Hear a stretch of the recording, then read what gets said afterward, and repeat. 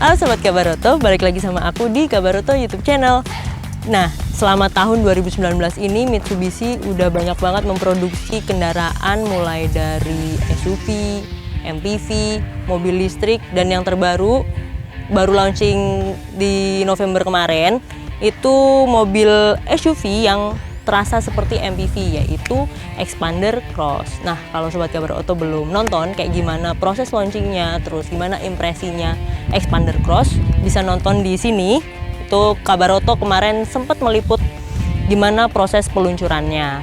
Di video kali ini aku mau review salah satu kembarannya Xpander Cross, yaitu Xpander Ultimate. Varian Ultimate ini merupakan varian yang paling tinggi di antara Xpander lainnya. Nah, sebelum kita lanjut kayak gimana reviewnya, jangan lupa subscribe ya.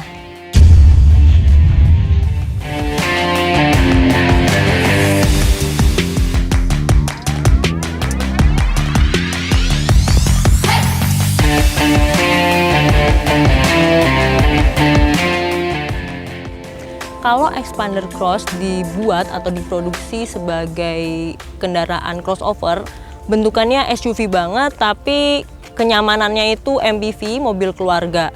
Nah, kalau misalkan yang Xpander Ultimate ini diproduksi sebagai kendaraan keluarga, yaitu MPV yang punya kapasitas 7 penumpang. Terus soal kenyamanannya juga udah dilengkapi dengan dual SRS airbag. Dilihat dari desain eksteriornya, Xpander itu punya visual yang cukup berbeda dengan MPV-MPV lainnya. Contohnya lampu yang paling menonjol kalau dibandingkan dengan MPV lainnya.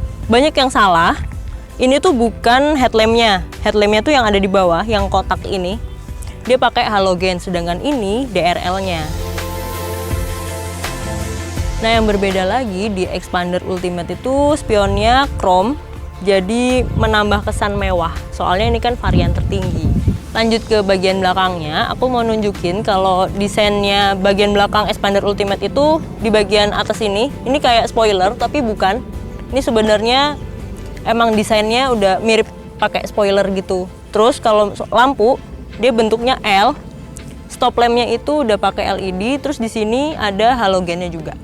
Setelah ini aku mau kasih tahu Sobat Kabaroto gimana interiornya, terus performanya juga sambil kita jalan-jalan. Tapi sebelumnya aku mau kasih tahu Sobat Kabaroto kalau ukuran Xpander Ultimate ini sama kayak Xpander lainnya, punya panjang 4475, lebarnya 1750 dan tingginya 1700 mm. Nah, kalau profil bannya Xpander Ultimate ini punya profil ban 205/55 dengan ukuran pelek 16 inci, ditunjang dengan ground clearance yang tingginya 205 mm. Oh iya, Xpander Cross juga kuncinya udah keyless loh, jadi tinggal pencet di sini aja.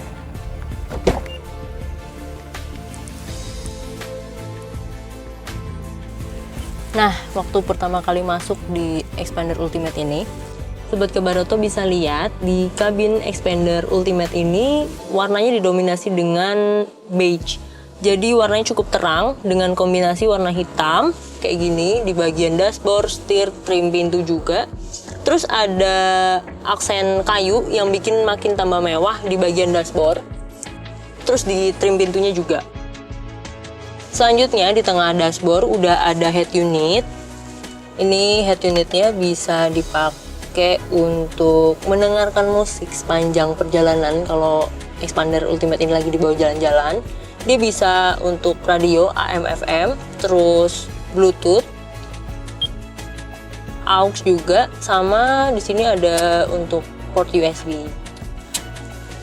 Kerennya lagi, di sini juga head unitnya bisa buat telepon, ada phone book, ada mikrofon dan lain-lain. Pengaturannya terintegrasi sama yang ada di setir sini. Di tombol panel setir ini udah ada buat matiin sama angkat telepon. Terus ini juga ada voice command. Lanjut ke bagian bawahnya, di sini ada AC 2, dia udah double blower juga. Di bagian depan AC-nya ada 4 di sisi kanan kiri kayak biasa. Terus yang di tengah ada 2. Pengaturan tombol-tombolnya masih kayak biasa, diputer, belum digital. Selanjutnya kabinnya kan didominasi dengan warna beige. Jadi joknya ini pakai bahannya fabric, dia juga warnanya beige sampai yang bagian belakang. Ini ada 3 baris, 2, 3, 2. Sayangnya warna beige ini walaupun emang mengesankan mewah, tapi agak rawan kotor. Jadi Sobat Kabaroto perlu hati-hati kalau misalkan ada suatu barang yang gampang ngotorin. Kita lanjut ke bagian storage. Di sini ruang penyimpanannya cukup banyak, dari mulai yang kecil banget sampai yang gede banget. Kita mulai dari bagian pintu. Di sini ada satu yang cukup besar ukurannya. Dia bisa diisi botol holder. Bentukannya botol holder. Bisa 3 botol. Sama di bagian depan dua-duanya kayak gitu. Nah, bagian tengah, konsol tengah sini, ini ada lubang cukup kecil, bentuknya segitiga gitu. Ini bisa diisi mungkin buat Sobat Kabaroto yang mau nyimpen kartu kayak e-tol dan lain sebagainya. Di bagian sisi ini cukup membantu sih, mudah dijangkau juga sama pengemudi. Tapi kalau misalkan dirasa ribet karena nggak biasa naruh di sebelah sini, di bagian tengah di bawah pengaturan AC juga udah ada storage yang cukup buat nyimpan nota-nota atau semacamnya. Bisa juga buat nyimpan kunci karena kan udah keyless, jadi nggak perlu dipakai kayak konvensional. Mundur lagi, di sini ada 2 cup holder di tengah. Jadi selain ada di pintu yang udah ada 2 sampai 3 botol holder, kalau misalkan mau naruh cup holder bisa ditaruh di tengah sini, ada 2. Selanjutnya ada storage yang lumayan besar di bagian konsol tengah. Di sini ada kayak slot, ada raknya lagi. Terus di bagian bawahnya bisa diisi barang yang cukup besar, mungkin kayak pouch dan lain sebagainya. Buat cewek-cewek mungkin suka bawa pouch, bisa taruh di sini, disimpan di sini karena itu cukup dalam. Mungkin 2 sampai 3 pouch yang ukurannya sedang itu bisa masuk. Kalau di bagian sisi penumpang bagian depan itu ada 2 storage, dibagi menjadi 2. Biasanya kan cuman ada laci aja, tapi di atasnya laci ini masih bisa diisi barang-barang kecil. Mungkin tas-tas tangan misalnya kan, kalau cewek atau ibu-ibu gitu bisa bawa tas tangan taruh di sini bisa. Ada 2 slot dan cukup panjang. Sekarang kita lanjut ke baris kedua, yuk. Sekarang aku udah ada di baris kedua. Di sini bisa muat 3 orang. Bisa dilihat kalau aku kan tingginya 158 cm. Ukuran headroomnya ini masih cukup luas. Ukuran kaki juga masih nyaman banget. Terus kalau misalkan di baris kedua ini ada, kalau misalkan cuma mau diisi sama 2 orang, bisa jadiin armrest. Ini di sini ada tali, bisa ditarik, dan bagian tengahnya bisa jadi armrest kayak gini. Tapi sayangnya di sini nggak ada cup holder ataupun bottle holder. Jadi Sobat Kabaroto yang mau taruh barang kecil kayak botol, kalau misalkan lagi jalan-jalan bawa minum, bisa naruh di sebelah sini di trim pintu. Kapasitasnya sama kayak yang di depan, bisa muat 2 sampai 3 botol. Selanjutnya kalau misalkan ngomongin soal storage, di baris kedua kayak ada slot buat nyimpen kertas atau buku-buku di bagian di belakang jok depan. Terus kalau misalkan di sebelah kiri itu ada tambahan lagi 2 slot yang cukup untuk naro kayak mungkin novel, bisa novel-novel tipis atau notes, atau kalau misalkan yang mau naruh handphone misalnya juga bisa. Di baris kedua udah dilengkapi dengan 4 AC. Untuk pengaturannya masih manual. Kalau mobil ini mau diisi penuh 7 penumpang, di baris kedua ini joknya bisa dimaju mundurin. Di sini ada tuasnya buat tarik. Jadi room leg yang ada di baris ketiga itu bisa cukup luas. Sekarang aku mau pindah ke baris yang ketiga. Cukup gampang bukanya. Untuk naik juga nggak susah. Di baris ketiga kalau misalkan kursinya masih kayak gitu, dalam posisi yang belum kembali seperti semula, kakinya masih terasa biasa aja. Tapi coba aku geser. Setelah aku geser ke sini dan headrestnya juga udah sesuai dengan posisi, masih tergolong nyaman untuk duduk di sini. Masih bisa direbahin juga. Jadi untuk ukuran aku yang 158 cm, duduk di baris ketiga masih tergolong nyaman. Kakinya juga nggak sempit, karena baris keduanya juga tadi cukup dimajuin. Kalau misalkan jok baris keduanya dimundurin sampai maksimal, mungkin akan terasa lebih sempit. Terus di baris ketiga juga ada port 12 volt, sebelah kanan aja, sebelah kirinya nggak ada. Terus di sini juga ada bottle holder sama storage kecil, ada 2 di bagian atas sama di bagian bawah. Mungkin bisa ditaruh HP di atas bawah kayak gini, di bawah juga bisa. Nah sekarang kita keluar lagi ngelihat gimana bagasinya. Untuk bukaannya masih manual, jadi perlu ditarik.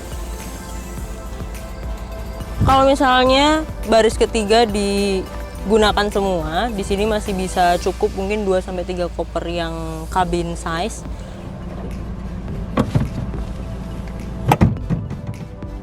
Misalkan kita tutup kayak gini, ini bisa datar. Jadi bakalan luas banget untuk ditaruh barang-barang yang besar. Terus di bagian sini juga masih bisa diisi barang, soalnya di sini masih ada kayak tray. Di sini bisa diisi beberapa barang. Ukurannya kayak 2 pasang sepatu kira-kira untuk masing-masing kotaknya, dan di sini ada 3 kotak.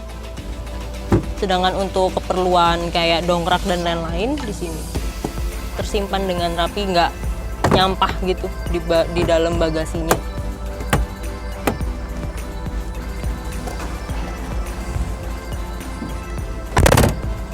Untuk nutup bagasinya juga nggak kesulitan karena pegangannya tadi cukup pendek.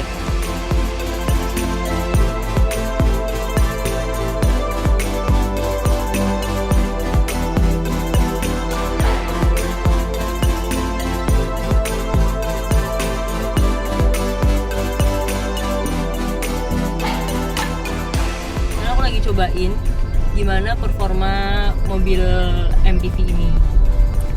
Kalau misalkan sekarang nih, kalau posisi duduk, terus posisi setir juga yang menunjang kenyamanan berkendara, masih tergolong nyaman.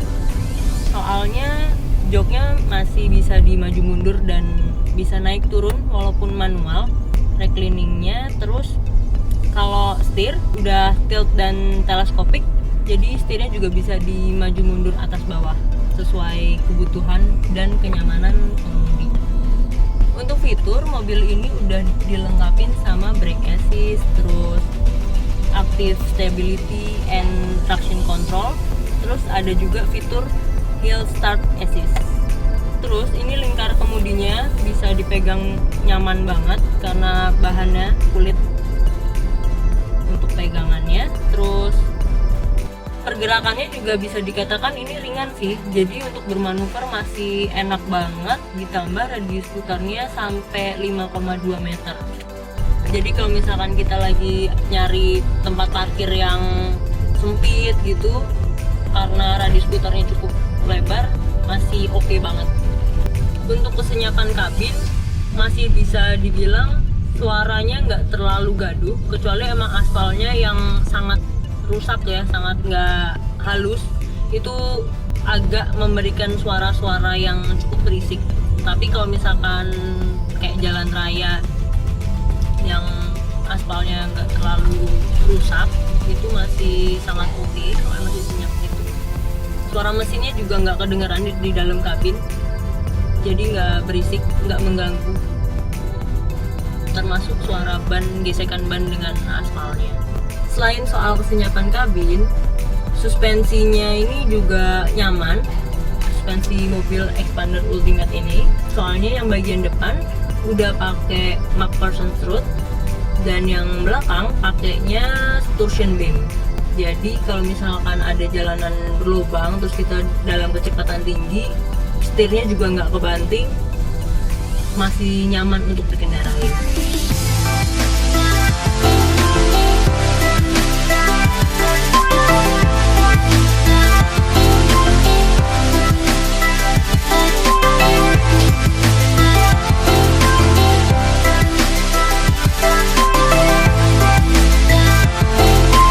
Mitsubishi Xpander Ultimate dibanderol 267,1 juta.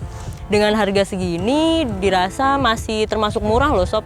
Soalnya dibandingkan dengan rivalnya yang lain kayak Toyota Avanza, Honda Mobilio, dan Suzuki R3, Mitsubishi Xpander Ultimate punya visual yang paling segar. Pemilik Mitsubishi Xpander juga punya fasilitas bebas biaya jasa perawatan sampai 4 tahun dan atau 50.000 km.